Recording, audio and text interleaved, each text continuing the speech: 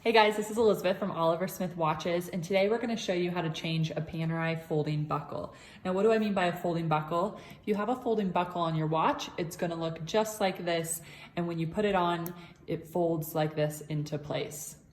Now, Panerai does not provide these directly on their new watches. It's probably something that you custom ordered, or maybe you have an older style Panerai that has it on there.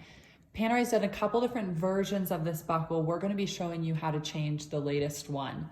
Also in this video, we're only going over the buckle, so if you have questions on changing the strap on the watch, check out our playlist, Panerai strap changing videos. So the first thing I'm gonna do when changing a strap like this is you're gonna wanna pull the tongue out of this part of the buckle. You can see here at the bottom, it's got almost like some teeth that come in onto the designated hole based on your size. So what I'm gonna do is pull this out and pull the teeth out. And then I'm just gonna wiggle the strap out of here. Now this is a new strap, so it's really tough and tight. Yours may come off a little easier if you've worn the watch before, but if it's brand new, don't be afraid to give it a little bit of force. Okay, so once that comes off, you'll see we have, the entire watch here with the buckle. Now I have two tools for changing this. One is going to be a very small screwdriver tool. I would recommend a small one that you may have in a glasses changing case or anything you can, order yourself. And then I like to use these little tweezers for picking up the small screw that I'll show you. Okay, so that part comes out pretty easily. Now the hardest part is that on the back side, if I flip the watch over, you're gonna see this small screw here. That is holding in a pin that holds this entire part of the buckle onto the watch. So what I'm gonna do is I'm gonna use this small screwdriver tool and I'm gonna twist it to the left, and I would go very carefully so it doesn't fly out and scratch the buckle. And it doesn't take too many twists until it starts to come out. Now here's where I would recommend having some tweezers, because as you're about to see, there it goes. It's a really small screw. Can you see that? Oh, there it is. So I would recommend doing this on, a lighter colored surface, someplace you can't lose the screw. And then what you're gonna do is just use something to push that pin out one side, and here comes our pin and it's detached. So if we take a close look at the pin, we can see a dent, kind of a rivet in the middle. That's what the screw is holding into. Okay, so now our buckle is off. We could, in theory, change the strap, and then we're gonna put the buckle back on. So again, the hardest part is gonna be lining up that screw and lining up the buckle, really. So what I like to do is mimic actually putting the buckle on before we put it on the strap. So what do I mean?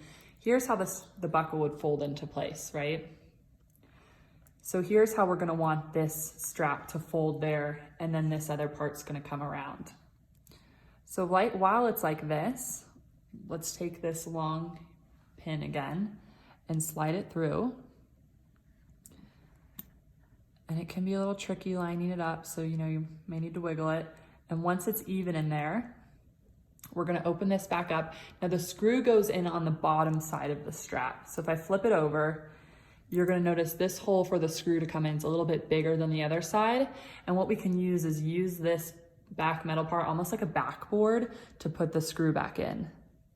So I'm gonna pick it up with the tweezers very carefully and lay it in. You can see that there, it barely sticks out.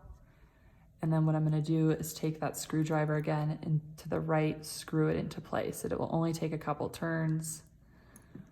Okay, that's the hardest part. So there we can see it folds in. Now we'll bring around the other part, and here we have our holes. So you're gonna set this onto the desired length that you would like the strap. And again, we've gotta push our way up and over these teeth and out the other side. This can be a little tricky. The way I find it easiest is if we lay this completely flat so that it has some space to come up and over. Let's see if we can get it here. And we're trying to get it to come through this other side.